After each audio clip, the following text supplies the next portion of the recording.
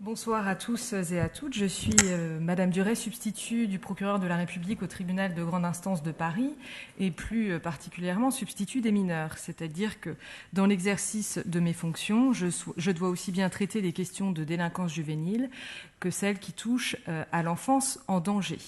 Et aujourd'hui, ce qui nous intéresse tous, c'est bien la situation du bébé présentant un symptôme, ou plutôt le syndrome du bébé secoué, et la manière avec laquelle l'autorité judiciaire peut utilement agir et intervenir pour prévenir ce genre d'agissement et pour protéger l'enfant qui a été bien identifié comme victime de ce fameux syndrome du bébé secoué.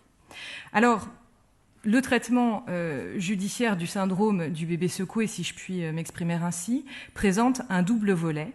Il y a tout d'abord un volet civil qui est en lien avec la protection de l'enfance et le travail qui est mené par la cellule de recueil des informations préoccupantes et l'aide sociale à l'enfance, parce que lorsque un bébé arrive à l'hôpital en situation de coma ou qu'il arrive à l'hôpital pour des soins prolongés, on voit bien qu'il est dans une situation où sa santé est compromise et où les circonstances d'apparition de ces malaises ou de ces séquelles, je ne m'exprime pas en termes médicaux, je suis vraiment navrée, mais les circonstances d'apparition de sa fragilité physique et de ses problèmes de santé sont encore inconnues.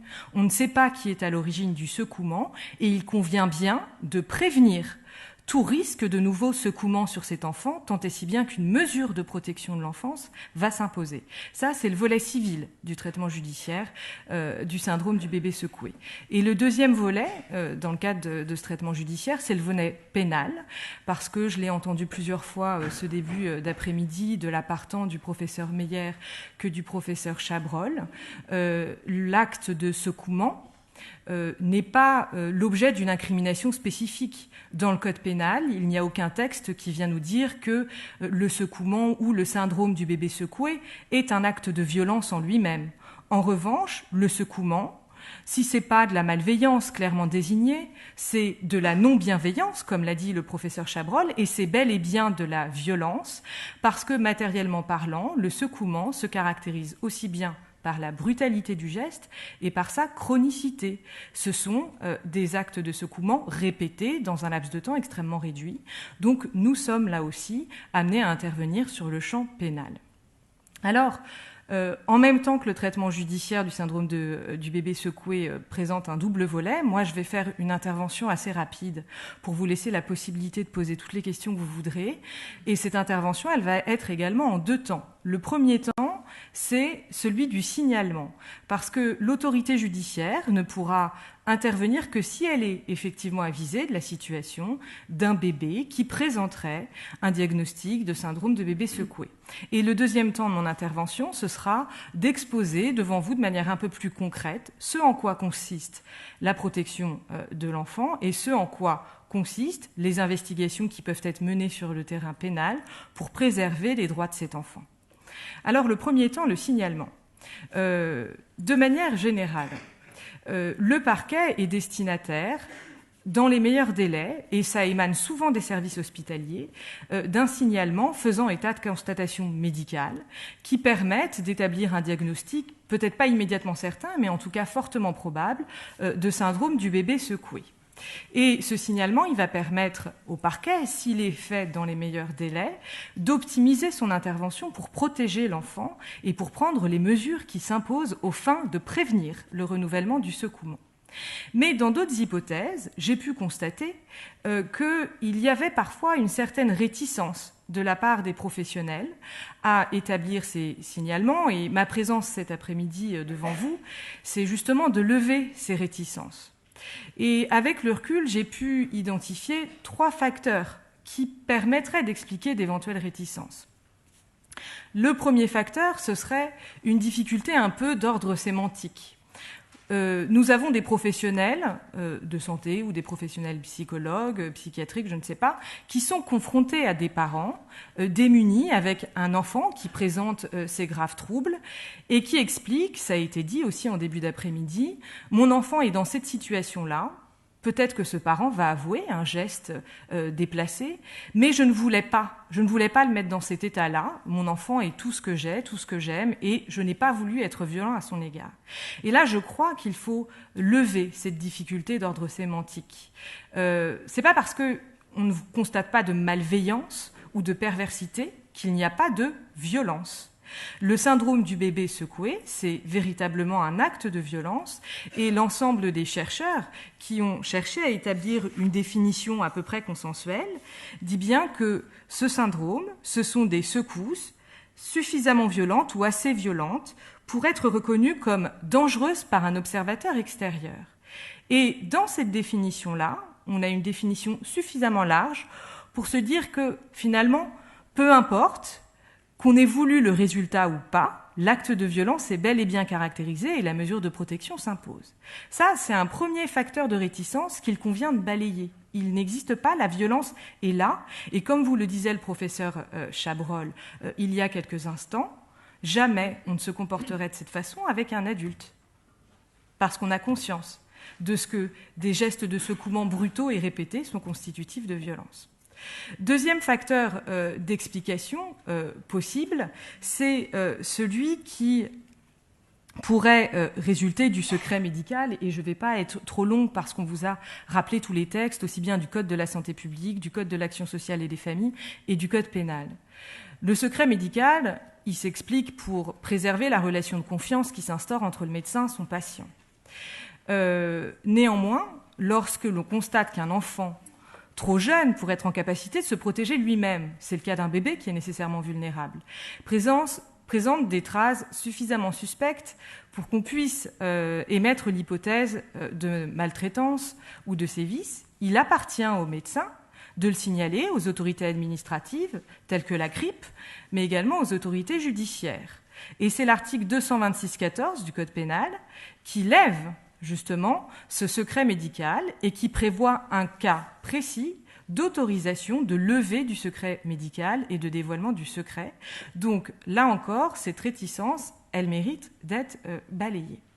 Alors la troisième réticence, c'est la crainte aussi, peut-être, de votre côté, de l'erreur de diagnostic. Erreur de diagnostic qui serait d'autant plus regrettable que les conséquences du signalement sont pour ceux qui ne sont pas habitués avec le traitement judiciaire des signalements, qui sont peut-être une enquête pénale lourde mettant en cause les parents, peut-être un enfant retiré de ses parents parce qu'il y aura une ordonnance de placement, et puis peut-être aussi, en cas d'erreur de diagnostic, sa propre responsabilité personnelle qui serait susceptible d'être engagée. Alors là, le signalement, un peu comme ce que vous évoquiez tout à l'heure, ça n'est pas un acte de dénonciation. L'autorité judiciaire ne demande pas au médecin ou au professionnel auteur de signalement de dire qui il suppose être à l'origine du secouement. Ça n'intéresse pas l'autorité judiciaire. Le signalement, c'est un rapport objectif. Un rapport objectif qui va mettre en place les principales constatations médicales, mais aussi exposer des faits bruts. Des faits bruts tels que les séquelles observées sur l'enfant, le retard dans le recours aux soins, des déclarations évolutives et changeantes sur les circonstances de survenue du syndrome et des malaises exprimés par le bébé, ou des explications en parfait décalage avec les constatations médicales qui ne permettent pas de retrouver une histoire cohérente dans les lésions présentées par le bébé. C'est ça un signalement. Du fait brut, objectif et rien que ça. Et le médecin qui est à l'origine du signalement n'est en aucun cas et au grand jamais responsable des suites qui sont apportées à ce signalement. La responsabilité, elle repose essentiellement sur l'autorité judiciaire. Troisième réticence, donc, à mon sens, qu'il convient de lever. Et puis enfin, pour achever de vous convaincre, je crois que quand un doute existe sur une possible situation de maltraitance telle que celle du syndrome du bébé secoué, c'est bien la prévention et la protection de l'enfant qu'il faut privilégier et rien d'autre. Deuxième temps de mon intervention, les principales caractéristiques du traitement judiciaire du syndrome du bébé secoué. Le volet civil tout d'abord. Dans la pratique, le parquet est destinataire d'un signalement et généralement, il prend une ordonnance de placement provisoire pour confier l'enfant à l'hôpital, de telle sorte que les soins puissent être réalisés dans les meilleures conditions qui soient. Cette ordonnance de placement provisoire, elle est valable pour une période de 8 jours, mais elle sera quasi systématiquement, même toujours, suivie d'une requête en assistance éducative auprès du juge des enfants. Et le juge des enfants interviendra auprès des parents pour aider ces derniers à exercer leur autorité parentale dans des conditions qui soient conformes à l'intérêt de leur enfant. Et dans des conditions qui permettent aux parents peut-être de sortir de leur culpabilité, je ne sais pas, mais en tout cas qui permettent à la cellule familiale de se rétablir en même temps que l'enfant est soigné et suivi comme sa santé l'exige. Sur les caractéristiques du volet pénal, le parquet, lorsqu'il est destinataire du signalement, il va non seulement prendre la mesure de protection qui s'impose pour le bébé, mais il va également saisir la brigade de protection des mineurs. J'ai entendu quelques enquêteurs poser des questions ou faire des observations tout à l'heure. Il va immédiatement saisir la brigade de protection des mineurs, qui est un service d'enquête spécialisé, d'une enquête pénale pour caractériser une infraction, une éventuelle situation de violence. Quand on a un diagnostic certain, on est sûr d'être sur une infraction de violence, mais aussi et surtout pour identifier l'auteur des faits, et c'est ça qui est le plus difficile. On ne sait pas si c'est le père, on ne sait pas si c'est la mère, on ne sait pas si c'est le nouveau compagnon de la mère, on ne sait pas si c'est la nourrice. Et ça va être l'objet de cette enquête pénale qui est d'identifier quel est l'auteur de l'infraction. Alors, premier volet de l'enquête pénale, là j'insiste juste sur la nécessité d'un parfait échange d'informations entre les enquêteurs, les hôpitaux, les médecins, les experts, ne serait-ce que pour établir le diagnostic de syndrome du bébé secoué. On a recours à beaucoup d'expertises radiologiques, j'ai entendu parler de scanner, il y a aussi l'examen du fond de l'œil, il y a l'examen osseux pour voir s'il y a eu plusieurs épisodes de secouement. Moi, j'aurais peut-être une question à poser, c'est que parfois, lorsque je suis de permanence et que j'ai, Dieu merci pas trop souvent, un dossier de syndrome du bébé secoué, pour essayer d'identifier l'auteur des faits, j'aimerais bien savoir à quand remonte l'épisode du secouement. Me dire, est-ce que ça a été le 2 octobre ? Je suis appelée le 5 octobre. Si le secouement a eu lieu le 2 octobre, je sais que le père était au travail, je sais que la mère était elle-même à son travail, ça veut dire que ça pourrait être la nourrice. Mais le 2 octobre, c'était à quelle heure ? Parce que si c'est à 10h du matin, le bébé était avec la nourrice, mais si c'est à 20h le 2 octobre, il était avec ses parents. C'est des questions très précises que se pose la justice et pour laquelle on n'a pas toujours des réponses. Et parfois, je pense qu'on peut solliciter ou demander des expertises au corps médical qui sont un peu vaines parce que ce sont des questions auxquelles on n'a pas de réponse ou pour lesquelles il est difficile de répondre, mais ce sera dans le cadre des questions ultérieures. Et après, là, je ne vais pas insister trop longuement parce que l'avocat qui est avec nous va vous en parler plus longuement.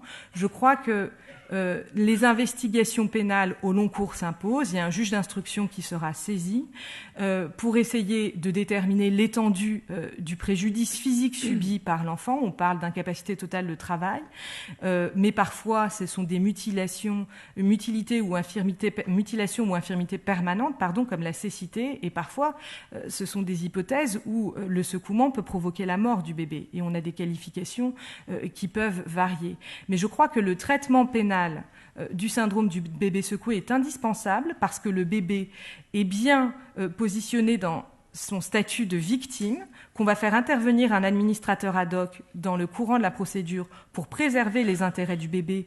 Quand on soupçonne éventuellement les parents, on imagine bien ce conflit de loyauté ou d'intérêt entre les parents et le bébé. Donc c'est un administrateur ad hoc, un tiers neutre qui représentera le bébé pendant l'enquête pénale, jusqu'à ce qu'on ait un préjudice clairement identifié, peut-être un auteur identifié, auquel cas il y aura des poursuites pénales et un procès.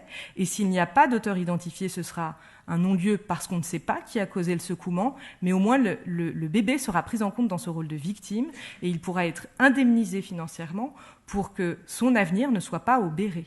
Voilà, je vous remercie.